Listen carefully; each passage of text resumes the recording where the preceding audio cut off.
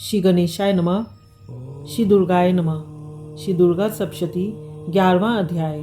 देवताओं द्वारा देवी की स्तुति तथा देवी द्वारा देवताओं को वरदान। ध्यान। मैं भुवनेश्वरी देवी का ध्यान करता हूँ। उनके श्री अंगों की आभा प्रभात काल के सूर्य के समान है और मस्तक पर चंद्रमा का मुकुट है। वे उभरे हुए स्तनों और 3 नेत्रों से युक्त हैं। उनके मुख पर मुस्कान की छटा छाई रहती है और हाथों में वरद अंकुश पाश एवं अभय मुद्रा शोभा पाते हैं। ऋषि कहते हैं देवी के द्वारा वहाँ महादैत्यपति शुंभ के मारे जाने पर इंद्र आदि देवता अग्नि को आगे करके उन कात्यायनी देवी की स्तुति करने लगे।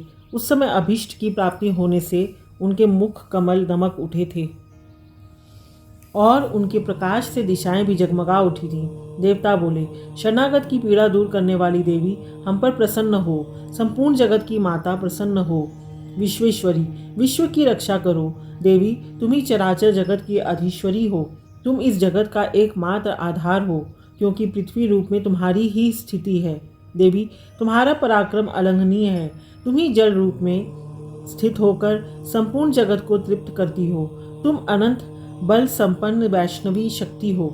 इस विश्व की कारण भूता परामाया हो। देवी, तुमने इस समस्त जगत को मोहित कर रखा है। तुम्हें प्रसन्न होने पर इस पृथ्वी पर मोक्ष की प्राप्ति कराती हो। देवी, संपूर्ण विद्याएं तुम्हारे ही भिन्न भिन्न स्वरूप हैं। जगत में जितनी स्त्रियां हैं वे सब तुम्हारी ही मूर्तियां हैं। जगदम्बे, एकमात्र तुमने ही इस विश्व को व्याप्त कर रखा है। तुम्हारी स्तुति क्या हो सकती है। तुम तो स्तवन करने योग्य पदार्थों से परे एवं परावाणी हो। जब तुम सर्वस्वरूपा देवी स्वर्ग तथा मोक्ष प्रदान करने वाली हो, तब इसी रूप में तुम्हारी स्तुति हो गई। तुम्हारी स्तुति के लिए इससे अच्छी उक्तियाँ और क्या हो सकती हैं। बुद्धि रूप से सब लोगों के हृदय में विराजमान रहने वाली तथा स्वर्ग एवं मोक्ष प्रदान करने वाली नारायणी देवी, तुम्हें नमस्कार है। कला काष्ठा आदि के रूप से क्रमशः परिणाम की ओर ले जाने वाली तथा विश्व का उपसंहार करने में समर्थ नारायणी, तुम्हें नमस्कार है। नारायणी, तुम सब प्रकार का मंगल प्रदान करने वाली मंगलमयी हो। कल्याणदायिनी शिवा हो। सब पुरुषार्थों का सिद्ध करने वाली शरणागत वत्सला 3 नेत्रों वाली एवं गौरी हो। तुम्हें नमस्कार है। तुम सृष्टि पालन और संहार की शक्तिभूता सनातनी देवी, गुणों का आधार एवं सर्वगुणमयी हो। नारायणी, तुम्हें नमस्कार है। शरण में आए हुए दिनों एवं पीड़ितों की रक्षा में संलग्न रहने वाली तथा सबकी पीड़ा दूर करने वाली नारायणी देवी, तुम्हें नमस्कार है। नारायणी, तुम ब्रह्माणी का रूप धारण करके हंसों से जुटे हुए विमान पर बैठती तथा कुछ मिश्रित जल छिड़कती रहती हो। तुम्हें नमस्कार है। माहेश्वरी रूप से त्रिशूल, चंद्रमा एवं सर्प को धारण करने वाली तथा महान विषभ की पीठ पर बैठने वाली नारायणी देवी, तुम्हें नमस्कार है। मोरों और मुर्गों से घिरी रहने वाली तथा महाशक्ति धारण करने वाली कौमारी रूप धारणी निष्पापे नारायणी, तुम्हें नमस्कार है। शंख चक्र गदा और शार्गधनुष रूप उत्तम आयुधों को धारण करने वाली वैष्णवी शक्ति रूपा नारायणी, तुम प्रसन्न हो। तुम्हें नमस्कार है। हाथ में भयानक महाचक्र लिए और दाढ़ों पर धरती को उठाए वाराही रूप धारणी कल्याणमयी नारायणी, तुम्हें नमस्कार है। भयंकर नृसिंह रूप से दैत्यों के वध के लिए उद्योग करने वाली तथा त्रिभुवन की रक्षा में संलग्न रहने वाली नारायणी, तुम्हें नमस्कार है। मस्तक पर किरीट और हाथ में महावज्र धारण करने वाली, सहस्त्र नेत्रों के कारण उदीप्त दिखाई देने वाली और वृत्रासुर के प्राणों का अपहरण करने वाली इंद्र शक्ति रूपी नारायणी देवी, तुम्हें नमस्कार है। शिवदूती रूप से दैत्यों की महती सेना का संहार करने वाली, भयंकर रूप धारण तथा विकट गर्जना करने वाली नारायणी, तुम्हें नमस्कार है। दाढ़ों के कारण विकराल मुख वाली, मुंडमाला से विभूषित मुंडमर्दिनी चामुंडा रूपा नारायणी, तुम्हें नमस्कार है। लक्ष्मी, लज्जा, महाविद्या, श्रद्धा, पुष्टि, स्वधा, ध्रुवा, महारात्रि तथा महाअविद्या रूपा नारायणी, तुम्हें नमस्कार है। मेधा, सरस्वती, वरा, भूति, श्रेष्ठा, ऐश्वर्य रूपा, बाभ्रवी, तामसी, नियता, महाकाली, संयम परायणा तथा ईशा, रूपी नारायणी, तुम्हें नमस्कार है। सर्वस्व रूपा सर्वेश्वरी तथा सब प्रकार की शक्तियों से संपन्न दिव्य रूपा दुर्गे देवी, सब भयों से हमारी रक्षा करो, तुम्हें नमस्कार है। कात्यायनी, यह 3 लोचनों से विभूषित तुम्हारा सौम्य मुख सब प्रकार के भयों से हमारी रक्षा करो, तुम्हें नमस्कार है। भद्रकाली ज्वालाओं के कारण विकराल प्रतीत होने वाला, अत्यंत भयंकर और समस्त असुरों का संहार करने वाला तुम्हारा त्रिशूल भय से हमें बचाए, तुम्हें नमस्कार है। देवी, जो अपनी ध्वनि से संपूर्ण जगत को व्याप्त करके दैत्यों के तेज नष्ट किए देता है, वह तुम्हारा घंटा हम लोगों की पापों से उसी प्रकार रक्षा करे जैसे माता अपने पुत्रों के बुरे कर्मों से रक्षा करती है।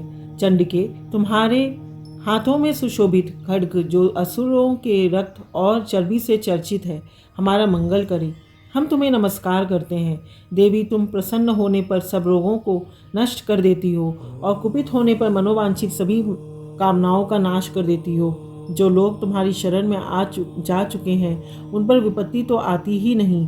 तुम्हारी शरण में गए हुए मनुष्य दूसरों को शरण देने वाले हो जाते हैं। देवी अंबिके, तुमने अपने स्वरूप को अनेक भागों में विभक्त करके नाना प्रकार के रूपों से जो इस समय इन धर्मद्रोही महादैत्यों का संहार किया है, वह सब दूसरी कौन कर सकता थी।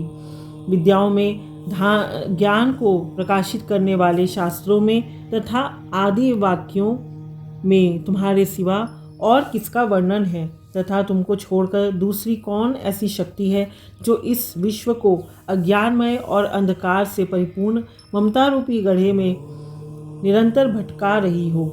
जहाँ राक्षस, जहाँ भयंकर विष वाले सर्प, जहाँ शत्रु, जहाँ लुटेरों की सेना और जहाँ दावानल हो, वहाँ तथा समुद्र के बीच में भी साथ रहकर तुम विश्व की रक्षा करती हो।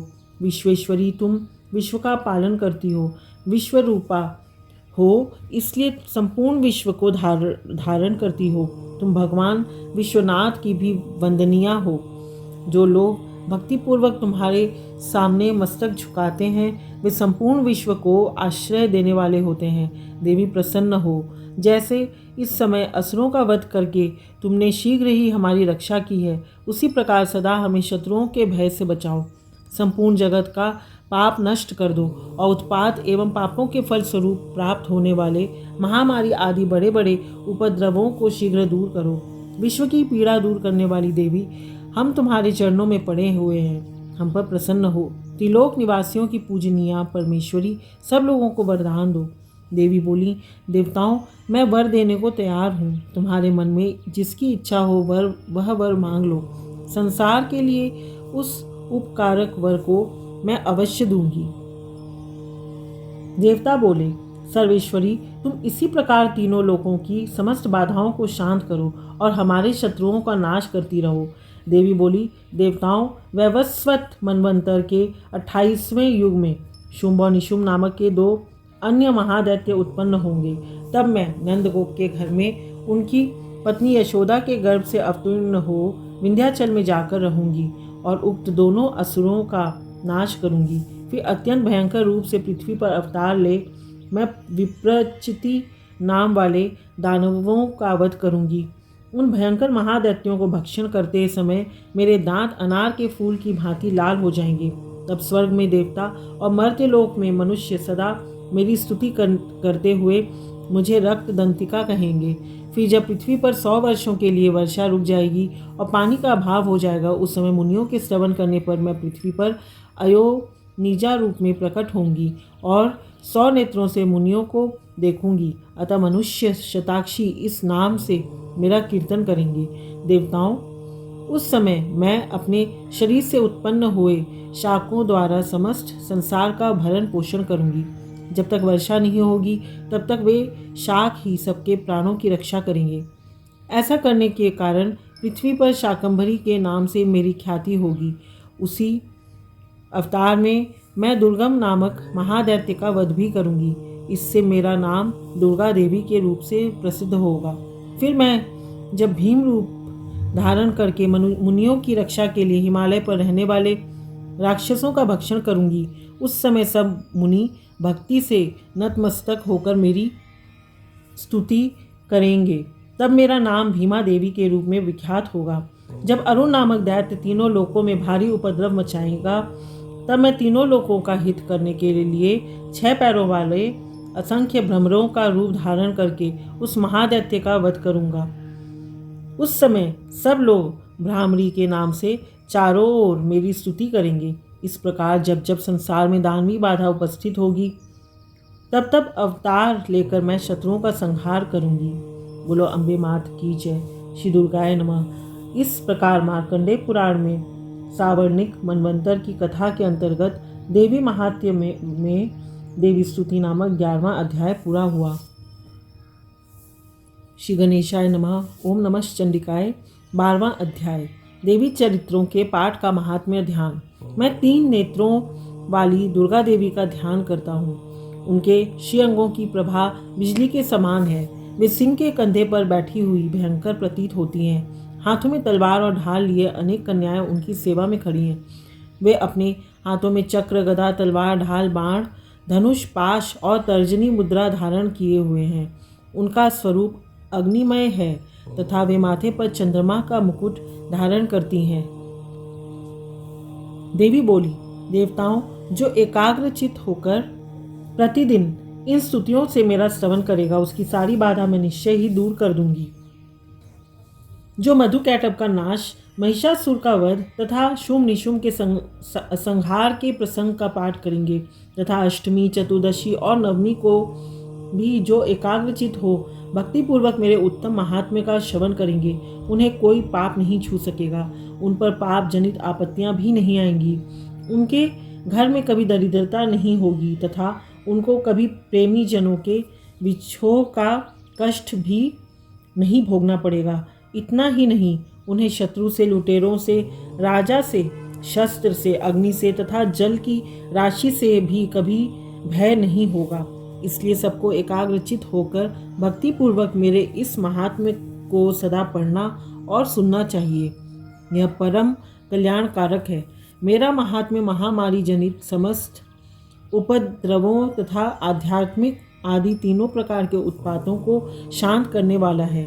मेरे जिस मंदिर में प्रतिदिन विधि पूर्वक मेरे इस महात्म्य का पाठ किया जाता है उस स्थान को मैं कभी नहीं छोड़ती। वहाँ सदा ही मेरा सन्निधान बना रहता है। बलिदान, पूजा, होम तथा महोत्सव के अवसरों पर मेरे इस चरित्र का पूरा पाठ और श्रवण करना चाहिए। ऐसा करने पर मनुष्य विधि को जानकर या बिना जाने भी मेरे लिए जो बलि, पूजा या होम आदि करेगा उससे मैं बड़ा प्रसन्नता के साथ ग्रहण करूंगी। शरद काल में जो वार्षिक महापूजा की जाती है उस अवसर पर जो मेरे इस महात्म्य को भक्तिपूर्वक सुनेगा वह मनुष्य मेरे प्रसाद से सब बाधाओं से मुक्त तथा धन, धान्य एवं पुत्र से संपन्न होगा। इसमें तनिक भी संदेह नहीं है। मेरे इस महात्म्य मेरे प्रादुर्भाव की सुंदर कथाएं तथा युद्ध में किए हुए मेरे पराक्रम सुनने से मनुष्य निर्भय हो जाता है। मेरे महात्म्य का श्रवण करने वाले पुरुषों के शत्रु नष्ट हो जाते हैं। उन्हें कल्याण की प्राप्ति होती है तथा उनका कुल आनंदित रहता है। सर्वत्र शांति कर्म में बुरे स्वप्न दिखाई देने पर तथा ग्रह जनित भयंकर पीड़ा उपस्थित होने पर मेरा महात्म्य श्रवण करना चाहिए। इससे सब विघ्न तथा भयंकर ग्रह पीड़ाएं शांत हो जाती हैं और मनुष्यों द्वारा देखा हुआ दुस्वप्न शुभ स्वप्न में परिवर्तित हो जाता है। बाल ग्रहों से आक्रांत हुए बालकों के लिए यह महात्म्य शांति कारक है तथा मनुष्य के संगठन में फूट होने पर यह अच्छी प्रकार मित्रता कराने वाले होता है। यह महात्म्य समस्त दुराचारियों के बल का नाश कराने वाला है। इसके पाठ मात्र से राक्षसों, भूतों और पिशाचों का नाश हो जाता और संकट मिट जाते। मेरा यह सब महात्म्य मेरे सामीप्य की प्राप्ति कराने वाला है। सम्यक प्रकार पुष्प, अर्घ्य, धूप, दीप, गंध आदि उत्तम सामग्रियों द्वारा पूजन करने से, ब्राह्मणों को भोजन कराने से, होम करने से, प्रतिदिन अभिषेक करने से, नाना प्रकार के अन्य भोगों का अर्पण करने से तथा दान देने आदि से 1 वर्ष तक जो मेरी आराधना की जाती है और उससे मुझे जितनी प्रसन्नता होती है उतनी प्रसन्नता मेरे इस उत्तम चरित्र का एक बार श्रवण करने मात्र से हो जाती है। यह महात्म्य श्रवण करने पर पापों को हर लेता है और आरोग्य प्रदान करता है। मेरे प्रादुर्भाव का कीर्तन समस्त भूतों से रक्षा करता है तथा मेरा युद्ध विषयक चरित्र दुष्ट दैत्यों का संहार करने वाला है। इसके श्रवण करने पर मनुष्यों को शत्रु का भय नहीं रहता। देवताओं, तुमने और ब्रह्मर्षियों ने जो मेरी स्तुतियां की तथा ब्रह्मा जी ने जो स्तुतियां की हैं वे सभी कल्याणमयी बुद्धि प्रदान करती हैं। वन में, सूने मार्ग में अथवा दावानल से घिर जाने पर, निर्जन स्थान में लुटेरों के दाव में पड़ जाने पर या शत्रुओं से पकड़े जाने पर अथवा जंगल में सिंह, व्याघ्र या जंगली हाथियों के पीछा करने पर, कुपित राजा के आदेश से वध या बंधन के स्थान में ले जाए जाने पर अथवा महासागर में नाव पर बैठने के बाद भारी तूफान से नाव के डगमग होने पर और अत्यंत भयंकर युद्ध में शास्त्रों का प्रहार होने पर अथवा वेदना से पीड़ित होने पर, किम बहुना सभी भयानक बाधाओं के उपस्थित होने पर जो मेरे इस चरित्र का स्मरण करता है वह मनुष्य संकट से मुक्त हो जाता है। मेरे प्रभाव से सिंह आदि हिंसक जंतु नष्ट हो जाते हैं तथा लुटेरे और शत्रु भी मेरे चरित्र का स्मरण करने वाले पुरुष से दूर भागते हैं। ऋषि कहते हैं, यूँ कहकर प्रचंड पराक्रम वाली भगवती चंडिका सब देवताओं के देखते देखते वहीं अंतर ध्यान हो गईं। फिर समस्त देवता भी शत्रुओं के मारे जाने से निर्भय हो पहले की ही भांति यज्ञ भाग का उपभोग करते हुए अपने अपने अधिकार का पालन करने लगे। संसार का विध्वंस करने वाले महाभयंकर अतुल पराक्रमी देव शत्रु शुंभ तथा महाबलिनी शुंभ के युद्ध में देवी द्वारा मारे जाने पर शेष दैत्य पाताल लोक में चले आए। राजन, इस प्रकार भगवती अंबिका देवी नित्य होती हुई भी पुनः पुनः प्रकट होकर जगत की रक्षा करती हैं। वे ही इस विश्व को मोहित करती हैं, वे ही जगत को जन्म देती तथा वे ही प्रार्थना करने पर संतुष्ट हो विज्ञान एवं समृद्धि प्रदान करती हैं। राजन, महाप्रलय के समय महामारी का स्वरूप धारण करने वाली वे महाकाली ही इस समस्त ब्रह्मांड में व्याप्त हैं। वे ही समय समय पर महामारी होती और वे ही स्वयं अजन्मा होती हुई भी सृष्टि के रूप में प्रकट होती हैं। वे सनातनी देवी ही समयानुसार संपूर्ण भूतों की रक्षा करती हैं। मनुष्यों के अभ्युदय के समय वे ही घर में लक्ष्मी के रूप में स्थित हो उन्नति प्रदान करती हैं और वे ही अभाव के समय दरिद्रता बनकर विनाश का कारण होती हैं। पुष्प, धूप और गंध आदि से पूजन करके उनकी स्तुति करने पर वे धन, पुत्र, धार्मिक बुद्धि तथा उत्तम गति प्रदान करती हैं। बोलो अम्बे मात की जय। इस प्रकार श्री मार्कंडेय पुराण में सावर्णिक मनवंतर की कथा के अंतर्गत देवी महात्म्य में फल स्तुति नामक 12वां अध्याय पूरा हुआ। ओम नमः चंडिकाय। ओम श्री दुर्गाय नमः, श्री गणेशाय नमः। 13वां अध्याय सूरत और वैश्य को देवी का वरदान। ध्यान। जो उदय काल के सूर्यमंडल की कांति धारण करने वाली हैं, जिनके 4 भुजाएं और 3 नेत्र हैं तथा जो अपने हाथों में पाश, अंकुश, वर एवं अभय की मुद्रा धारण किए रहती हैं, उन शिवा देवी का मैं ध्यान करती हूँ। ऋषि कहते हैं, राजन, इस प्रकार मैंने तुमसे देवी के उत्तम महात्म्य का वर्णन किया जो इस जगत को धारण करती है। उन देवी का ऐसा ही प्रभाव है, वे ही विद्या उत्पन्न करती हैं। भगवान विष्णु की माया स्वरूपा उन भगवती के द्वारा ही तुम ये वैश्य तथा अन्यान्य विवेकी जन मोहित होते हैं, मोहित हुए हैं तथा आगे भी मोहित होंगे। महाराज, तुम उन्हीं परमेश्वरी की शरण में जाओ। आराधना करने पर वे ही मनुष्यों को भोग, स्वर्ग तथा मोक्ष प्रदान करती हैं। मार्कंडेय जी कहते हैं, कौष्टुकी जी मेधा मुनि के ये वचन सुनकर राजा सुरथ ने उत्तम व्रत का पालन करने वाले उन महाभाग महर्षि को प्रणाम किया। वे अत्यंत ममता और राज्यापहरण से बहुत खिन्न हो चुके थे। महामुने इसलिए विरक्त होकर वे राजा तथा वैश्य तत्काल तपस्या को चले गए और वे जगदम्बा के दर्शन के लिए नदी के तट पर रहकर तपस्या करने लगे। वे वैश्य उत्तम देवी सूक्त का जप करते हुए तपस्या में प्रवृत्त हुए। वे दोनों नदी के तट पर देवी की मिट्टी की मूर्ति बनाकर पुष्प, धूप और हवन आदि के द्वारा उनकी आराधना करने लगे। उन्होंने पहले तो आहार को धीरे धीरे कम किया, फिर बिल्कुल निराहार रहकर देवी में ही मन लगाए एकाग्रता पूर्वक उनका चिंतन आरंभ किया। वे दोनों अपने शरीर के रक्त से प्रोक्षित बलि देते हुए लगातार 3 वर्ष तक संयम पूर्वक आराधना करते रहे। इस पर प्रसन्न होकर जगत को धारण करने वाली चंडिका देवी ने प्रत्यक्ष दर्शन देकर कहा। देवी बोली, राजन तथा अपने कुल को आनंदित करने वाले वैश्य, तुम लोग जिस वस्तु की अभिलाषा रखते हो वह मुझसे मांगो, मैं संतुष्ट हूँ, अतः तुम्हें वह सब कुछ दूंगी।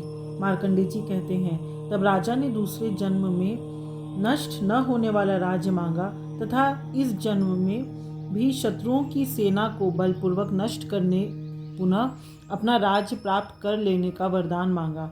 वैश्य का चित्त संसार की ओर से खिन्न एवं विरक्त हो चुका था और वे बड़े बुद्धिमान थे, अतः उस समय उन्होंने तो ममता और अहंता रूप आसक्ति का नाश करने वाला ज्ञान मांगा। देवी बोली, राजन तुम थोड़े ही दिनों में शत्रुओं को मारकर अपना राज्य प्राप्त कर लोगे। अब वहाँ तुम्हारा राज्य स्थिर रहेगा। फिर मृत्यु के पश्चात तुम भगवान विवस्वान सूर्य के अंश से जन्म लेकर इस पृथ्वी पर सावर्णिक मनु के नाम से विख्यात होगे। वैश्यवर्य, तुमने भी जिस वर को मुझसे प्राप्त करने की इच्छा की है उसे देती हूँ। तुम्हें मोक्ष के लिए ज्ञान प्राप्त होगा। मार्कंडेय जी कहते हैं, इस प्रकार उन दोनों को मनोवांछित वरदान देकर तथा उनके द्वारा भक्तिपूर्वक अपनी स्तुति सुनकर देवी अंबिका तत्काल अंतर ध्यान हो गई। इस तरह देवी से वरदान पाकर क्षत्रियों में श्रेष्ठ सुरथ सूर्य से जन्म ले सावर्णिक नामक मनु होंगे। इस प्रकार श्री मार्कंडेय पुराण में सावर्णिक मनवंतर की कथा के अंतर्गत देवी महात्म्य में सुरथ और वैश्य को वरदान नामक 13वां अध्याय पूरा हुआ। ओम नमः चंडिकाय, ओम दुर्गाय नमः।